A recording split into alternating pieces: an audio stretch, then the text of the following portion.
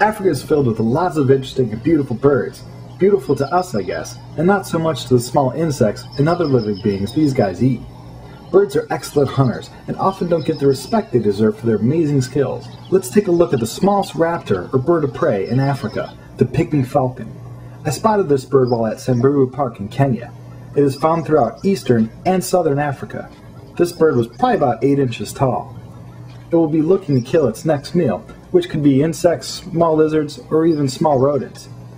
It'll fly above its prey, then drop down quickly with a lot of force. It also seems to have this small bird syndrome and be a bully, as it'll take over nests that weaver birds have built. I was excited to have found this bird only a few feet away from the Jeep. We then drove past the lake and we saw some interesting water birds. One of my favorites was hunting alongside some storks, the African spoonbill. Now they get that name obviously because of the spoon-like beak they have. They'll use that beak to go back and forth in the water and try to pick up some small fish or snails to swallow. As we drove away, we saw something just past this herd of elephants.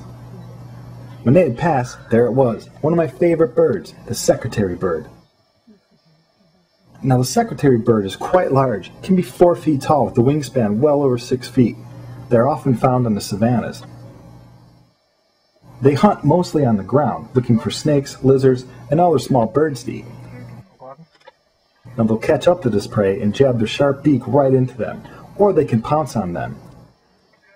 This pouncing feature, in some scientists' minds, relates this bird to similar prehistoric animals that roamed these plains over 5 million years ago.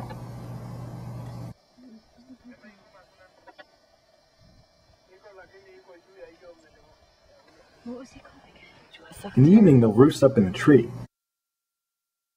That's a beautiful nest. It can only nest in large open areas, so we always want to maintain a good amount of habitat for these animals to thrive in.